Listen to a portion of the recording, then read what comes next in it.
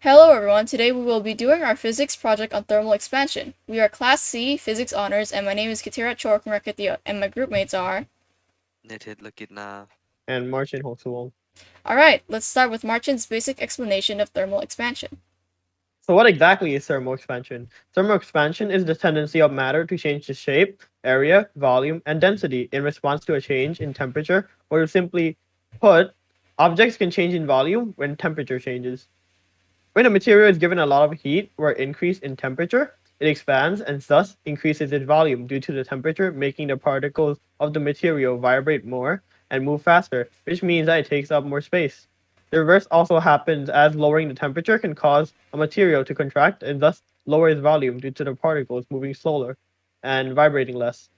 An everyday example of thermal expansion would be pavements. The cracks occur due to the increase in temperature, which results in the asphalt or concrete expanding and thus cracking.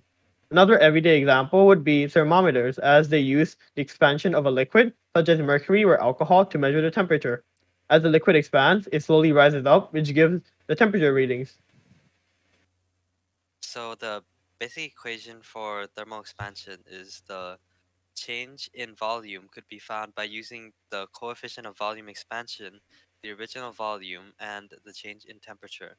The coefficient of volume expansion is a specific constant and differs within each material that corresponds with the item measured, and the initial volume is the volume in meters cubed before undergoing any change in temperature, and the change in temperature is the final temperature minus the initial temperature, and it would be measured in Kelvin or degrees Celsius. For example, the change in volume of heating up a tank of water with a volume of 2 meters cubed from 40 degrees to 80 degrees Celsius could be found by, firstly, finding the coefficient of volume expansion, which is given as 210 times 10 to the power of negative 6. Next, the volume in meters cubed, which is 2, is given, and the change of temperature, which is 80 minus 40, which is 40 degrees, could be found. And lastly, once you multiply all those numbers together, it will give 0.0168 meters cubed of expansion. And for the second equation, which is PV equals nRT, it's used to calculate the ideal gas law, and it could calculate the pressure, volume, amount of moles, and temperature in Kelvin, depending on which units are constant. The volume in meters cubed is inversely proportional to the pressure in Pascal and directly proportional to the number of moles and temperature. The constant R in the equation is a universal gas constant, which will always be 8.314 in joules divided by moles times Kelvin. As aforementioned in Nithit's explanation, when water is heated, it expands or increases in volume. When water increases in volume, it becomes less dense. As water cools, it contracts and decreases in volume. When water decreases in volume, it becomes more dense. In our experiment, we're going to be seeing the change in volume with changes in temperature. We'll be doing this by putting 1 cup in the refrigerator to cool, heating 1 cup in the microwave, and leaving 1 cup at room temperature. Let's move on to the experiment now. So for the experiment, we have 3 cups of water here filled with 250 ml of water. These are all identical, and to differentiate them, when we put them in the microwave and the fridge, we'll be putting food coloring in them, and we're gonna mix it in. So for the one going into the microwave, it will be pink color. We'll mix it in.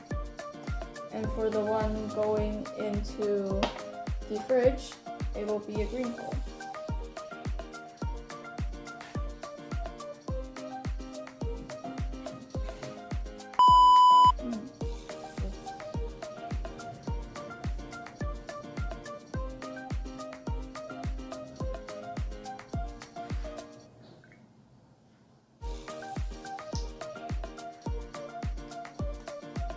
And the one without color will be our one that is set at room temperature.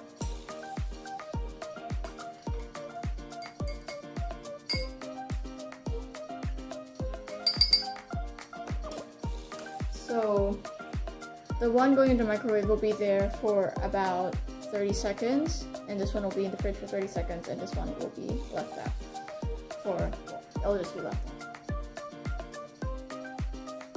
Alright, as you can see, the red cup is in the microwave, and I'm currently putting the green cup in the fridge over here, and we will start a 30-second timer.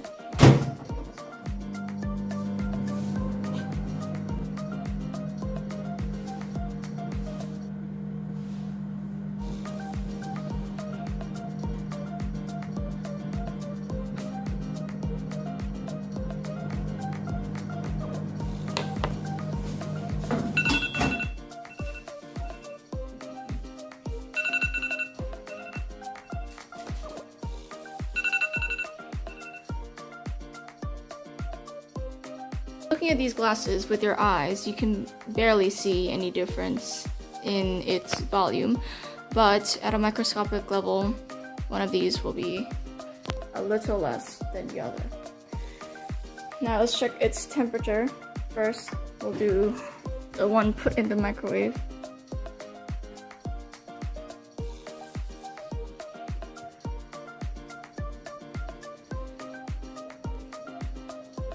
Which is about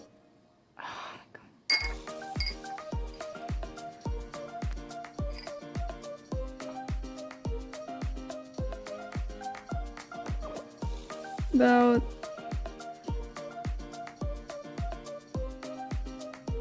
38 degrees Celsius. If we put it in the cold one,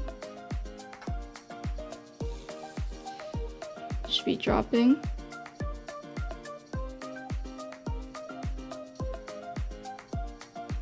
It is around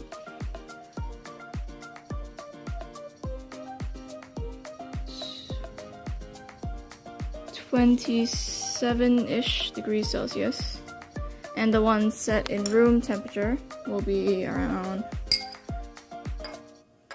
let's see,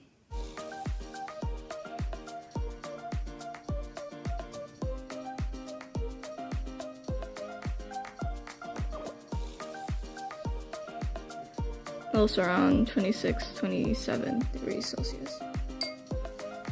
Since we can't see it with our eye level, how do we differentiate how its density? So for the green one, which has been put in the fridge, it will be denser than the one put in the microwave. So the green will sink if we put this in red. Or mix. As you saw in the clips, the experiment did not show the results we had expected. As we are unable to do the experiment again due to time constraints, we have put together a list on what we could have done differently to give our desired result. Number 1, heat up the water more. Number 2, put the water in the fridge for longer. This is because the water cooled down too fast and became the same temperature as the one held at room temperature. Number 3, figure out how to make the food coloring not mix together. Either way, we have learned more about thermal expansion with or without this experiment. Thank you for watching.